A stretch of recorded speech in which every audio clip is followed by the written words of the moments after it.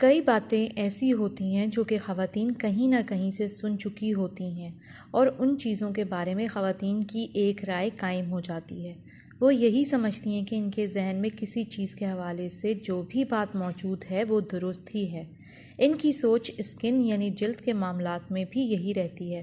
انہوں نے جو کچھ سنا ہوا ہوتا ہے اس کے مطابق ہی چلتے ہوئے وہ اپنی جلد کی حفاظت کرتی جاتی ہیں۔ کئی مرتبہ ایسا ہوتا ہے کہ ان کی جو سوچ ہوتی ہے وہ کبھی کبھار غلط ہوتی ہے اور اس چیز کا استعمال انہیں نقصان ہی پہنچا رہا ہوتا ہے، لیکن اس بات کا اندازہ انہیں نہیں ہو پاتا کیونکہ انہیں کوئی بھی نہیں بتاتا کہ وہ غلط چیز استعمال کر رہی ہیں۔ دبئی کی ایک میک اپ ایکسپرٹ کچھ چیزوں کو جلد پر استعمال کرنے یا نہ کرنے کے بارے میں کہتی ہیں۔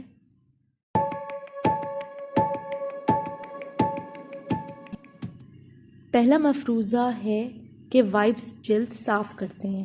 وائپس کو اکثر خواتین چہرہ صاف کرنے کے لیے استعمال کرتی ہیں۔ انہیں جب بھی میک اپ صاف کرنا ہوتا ہے تو وہ اسی کا استعمال کرتی ہیں۔ ان کے ذہن میں وائپس کے حوالے سے یہی بات موجود ہے کہ یہ جلد کو صاف ستھرا کر دیتے ہیں اور جلد کے خلیات کی گہرائی تک صفائی کر دیتے ہیں، جبکہ کچھ ڈرماٹولوجسٹ اسے جلد کی صفائی کے حوالے سے اچھا نہیں سمجھتے۔ وائپس دھول مٹی کو چہرے کے ایک حصے سے دوسرے تک گھما دیتے ہیں، ساتھ ہی پورز کے اندر تک کی صفائی کرنے میں یہ ناکام رہتے ہیں، جس کی وجہ سے پورز میں گندگی جمع ہی رہتی ہے۔ ڈرماٹولوجسٹ کا کہنا ہے کہ وائپس کو اگر پری کلینزنگ اسٹیم کے طور پر استعمال کیا جائے تو زیادہ بہتر رہتا ہے، یعنی چہرے کی کلینزنگ سے قبل اسے استعمال کر لیا جائے پھر کلینزر کریں۔ اسے صرف اس وقت استعمال کیا جائے کہ جب چہرے پر میک اپ بیس کی بھاری تہ ہوئی ہو اور اسے صاف کرنا ہو تو چہرے کی صفائی کے ابتدائی مرحلے کے طور پر اسے استعمال کر لیا جائے۔ اس کی مدد سے میک اپ بیس جلدی صاف ہو جائے گی۔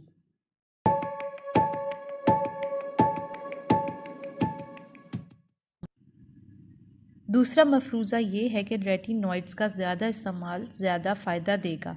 ریٹینوئڈز دراصل مختلف وٹامنز پر مشتمل ہوتے ہیں جن کو جلد کے مختلف مسائل حل کرنے کے لیے استعمال کیا جاتا ہے، ساتھ ہی انہیں جلد کے بڑھاپے کو روکنے اور جھریوں کے خاتمے کے لیے بہترین سمجھا جاتا ہے۔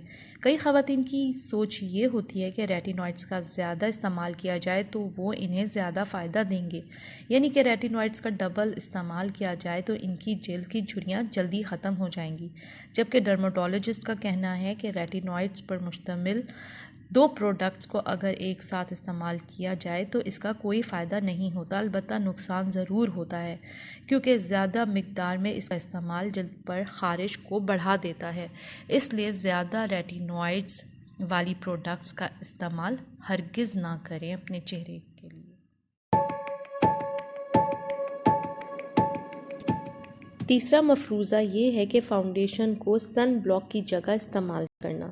کئی فاؤنڈیشنز اور میک اپ بیس میں سورج کی تپش سے بچانے والے اجزاء موجود ہوتے ہیں، یعنی کہ ان میں سن پروٹیکشن فیکٹر یعنی SPF موجود ہوتا ہے۔ یہی وجہ ہے کہ خواتین گھر سے باہر نکلتے وقت بس فاؤنڈیشن لگا لیتی ہیں اور جلد پر کسی بھی سن بلاک کا استعمال نہیں کرتی۔ ڈرماٹولوجسٹ خواتین کے اس عمل کو غلط قرار دیتے ہیں۔ ان کا ماننا یہ ہے کہ اگر ان فاؤنڈیشنز میں SPF موجود ہے تو یہ اضافی خوبی ہے۔ جلد کو سورج کی تیز شعاؤں سے بچانے کے لیے پہلے کسی اچھے سن بلاک کا ہی استعمال کیا جائے، اس کے بعد ہی فاؤنڈیشن لگایا جائے تو بہتر ہوگا۔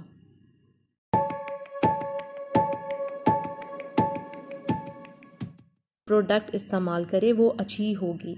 اکثر لڑکیوں کی یہ عادت ہوتی ہے کہ وہ اپنی کسی ایسی دوست سے مشورہ ضرور لیتی ہیں جن کی جلد صاف ستھری اور داغ دھبے سے پاک ہوتی ہے۔ وہ اس دوست سے پوچھ لیتی ہیں کہ جلد کو صاف کرنے کے لیے وہ کون سی پروڈکٹ کا استعمال کرتی ہیں۔ جو پروڈکٹس وہ استعمال کرتی ہیں پھر وہ خرید کر لے آتی ہیں اور اسے ہی اپنی جلد پر استعمال کرنا شروع کر دیتی ہیں، جو کہ یقیناً غلط ہے۔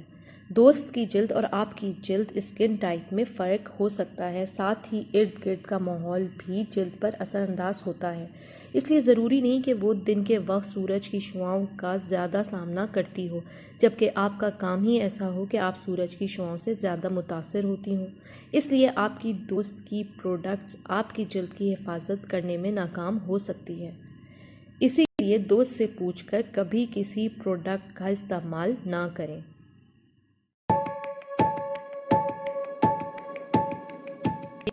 5واں مفروضہ یہ ہے کہ تیل جلد کو زیادہ چکنا کر دے گا۔ تیل کے بارے میں ہمیشہ یہی رائے رہی ہے کہ یہ کریم اور موئسچرائزر کی نسبت جلد کو زیادہ چکنائی فراہم کرتا ہے، جو کہ غلط ہے۔ کئی مصنوعات تیل سے زائد چکنائی فراہم کر سکتی ہیں۔ تیل کا استعمال اس وقت کیا جائے جب رات کے وقت اسکن کیئر روٹین کا اختتام کیا جا رہا ہو۔ سب سے آخر میں اسے استعمال کریں تاکہ جو بھی اس سے قبل پروڈکٹس لگائی گئی ہیں ان پر ایک تہ سی آ جائے اور وہ جلد کے اندر جذب ہو جائیں۔ یہ بھی ذہن میں رکھیں کہ تیل کسی بھی سیرم کو جلد کے خلیات میں پہنچا دیتا ہے، لیکن کوئی سیرم ایسا نہیں کر سکتا۔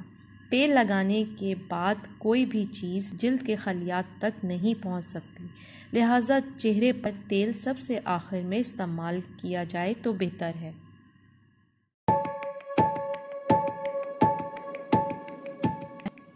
6واں مفروضہ ہے زائد میٹھی اشیاء کھانے سے ایکنی ہونے کا خدشہ۔ کئی خواتین کی یہ سوچ ہوتی ہے کہ زائد میٹھی اشیاء ہی ان کی ایکنی کا سب سے بڑا سبب ہیں۔ کئی ایکسپرٹ کا کہنا ہے کہ کچھ میٹھی اشیاء واقعی جلد کے لیے نقصان دہ ہوتی ہیں، تاہم صرف ان کی وجہ سے کبھی ایکنی نہیں ہو سکتی۔ البتہ ڈیری پروڈکٹس کا کم استعمال کیا جائے تو چہرے کی جلد پر دانے ہو جانے کے عمل کو روکا جا سکتا ہے۔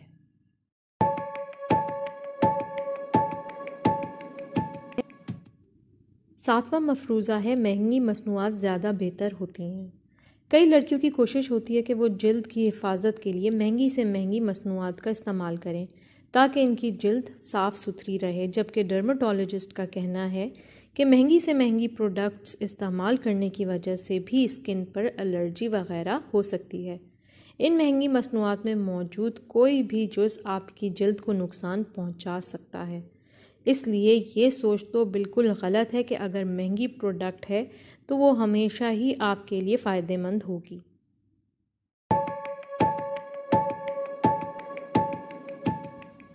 8واں مفروضہ یہ ہے کہ اگر موسم ابر آلود ہے تو سن بلاک لگانے کی ضرورت نہیں۔ کئی لڑکیاں جب موسم ابر آلود ہوتا ہے تو چہرے پر سن بلاک نہیں لگاتیں۔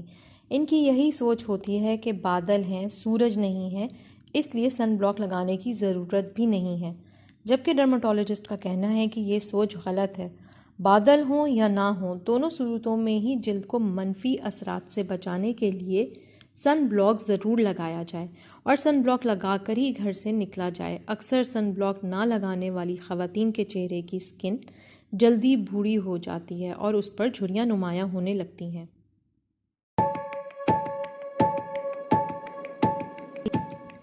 9واں مفروضہ یہ ہے کہ چکنی جلد کو موئسچرائزرز لگانے کی ضرورت نہیں۔ اکثر لڑکیاں یہی سمجھتی ہیں کہ جلد اگر چکنی ہے تو اسے موئسچرائزر لگانے کی ضرورت نہیں ہوگی۔ یہ سوچ غلط ہے۔ ماہر جلد کا کہنا ہے کہ چکنی جلد والی خواتین کو ہلکے میٹ موئسچرائزرز لگانے چاہئیں۔ چکنی جلد کی حامل خواتین کو خاص طور پر ایسے موئسچرائزر خریدنے چاہئیں جن میں ہیالورونک ایسڈ ضرور موجود ہو تاکہ ان کی جلد پر زائد چکناہٹ محسوس نہ ہو سکے۔